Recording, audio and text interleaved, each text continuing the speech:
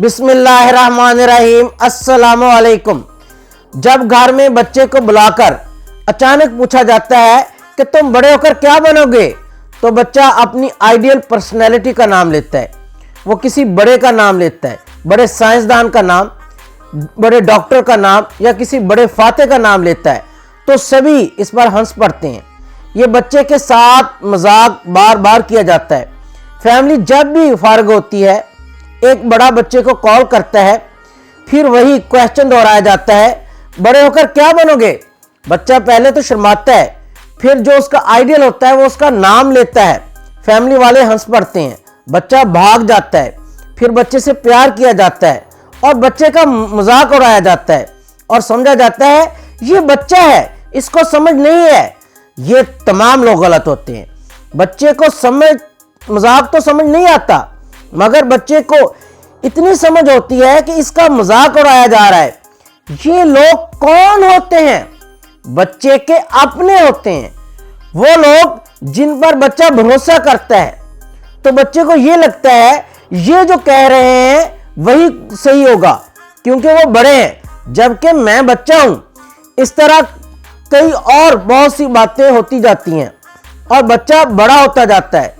जब बच्चा 18 साल का हो जाता है तो बच्चे के माइंड में ये बात बैठ जाती है, बस वो यही फील करता है कि उसे 15-20 हजार की नौकरी मिल जाए। बस 18-19 साल की उम्र में बच्चा ये सोचता है कि अब इसे क्या करना चाहिए।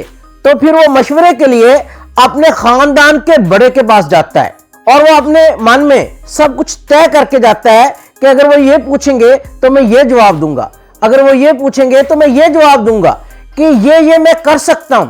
जब बच्चा खानदान के बड़े के पास चला जाता है तो खानदान का बड़ा नकायस निकाल कर एक एक करके उसके सारे प्लान खत्म कर देता है। अगर बच्चा किसी प्लान पर स्टैंड लेता है तो खानदान का बड़ा अगर इसे रिजेक्ट कर बैठता है तो वो फिर बड़ा इसकी मुसलसल मुखालफत करेगा। और चूंकि इसने इसको रिजेक्ट कर दिया है, वो अपनी ईगो की खातिर इसे रिजेक्ट कर देता है और बच्चे को कहता है कि तू बच्चा है, तू नहीं कर सकता, अभी तुझे समझ नहीं है। अगर बच्चा इससे पूछता है कि क्यों नहीं कर सकता, क्यों नहीं हो सकता, वजह बताओ, तो खानदान का बड़ा इरिटेट होता है कि बच्चा होकर मुझसे बहस कर रहा है और मेरी ईगो को हर्ट कर रहा है। ये बच्चा है, ये कुछ भी नहीं है, ये कैसे क्वेश्चन ये कर रहा है। बड़ा फाइनल रिजल्ट देता है कि बेटा तुम बच्चे हो, तुम्हें कुछ समझ नहीं है और ये कहना कि ये बहुत आसान है, नहीं ये बहुत मुश्किल है, तुम इसे नहीं कर सकते। ये डायलॉग आप में से कितने लोगों ने सुना है और कितनी बार सुना है? तकरीबन हर बच्चा सुनता है, हर आदमी सुनता है और अपनी जिंदगी में हजारों मर्तबा सुनता है और बार बार सुनता है। और कभी सोचा है इस सिंपल से सेंटेंस का हमारे माइंड पर क्या असर होता है? ये मुश्किल का वर्ड जो है ये एक बीज होता है, सीड होता है, सक्सेस और फेलियर की तरह।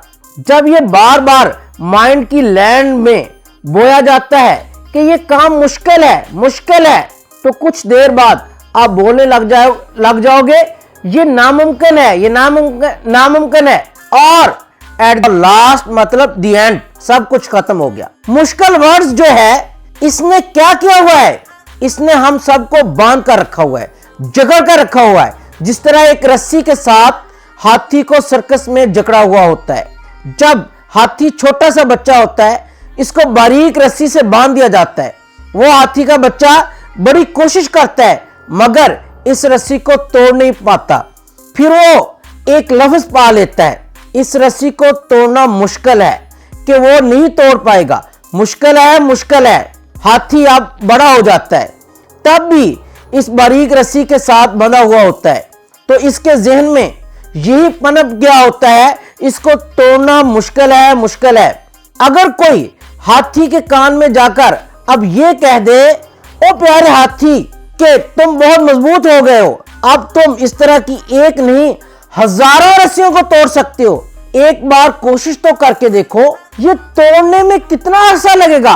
1 साल, 2 साल, 3 साल, 10 साल नहीं, सिर्फ 1 सेकंड चुटकी में ये टूट जाएगी। इस तरह, बिल्कुल इसी तरह हजारों सैकड़ों बिलीव्स जो एक झूठ पर मबनी होते हैं, इनको बनने में सदियों साल लगते हैं, मगर टूटने में 1 सेकंड, एक झटके में खत्म।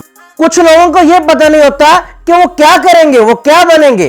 कोई बात नहीं, मगर यह भरोसा होना चाहिए कि कुछ ना कुछ बनूंगा, कुछ ना कुछ कर जाऊंगा, इतना ही बहुत है। कुछ ना कुछ बेहतर कर जाऊंगा, इतना मुझे अपने आप पर भरोसा है। दुनिया कुछ भी बोलती रहे और कोई कुछ भी बोलता रहे, मगर मैं कुछ ना कुछ कर जाऊंगा, और उस वक्त आपको कोई रोक नहीं पाएगा। आप खुद भी अपने आप को रोक नहीं पाओगे, तो आपका दिमाग भी आपको रोक नहीं पाएगा। इसको बोलते हैं मोमेंटम। राइट नो, ये होती है मोमेंटम स्टेज। इस पर कोई भी आपको रोक नहीं पाता, चाहे मैं हूं, चाहे कोई और है, कोई भी है, चाहे वो क्रिकेटर है, चाहे वो साइंटिस्ट है, चाहे वो डॉक्टर है, चाहे वो इंजीनियर है, चाहे वो बिजनेसमैन है। जब वो मोमेंटम स्टेज पर आ जाता है तो कोई भी उसे रोक नहीं पाता। मुश्किलात सभी के सामने होती हैं, कोई भी हो, वो इन तमाम मुश्किलात को क्रॉस करके आगे निकल जाता है। बस आपने एक मर्तबा शुरुआत करनी होती है, शुरू करना होता है। आपका दिमाग मुश्किलात के पत्थर आपके सामने लाकर रखेगा।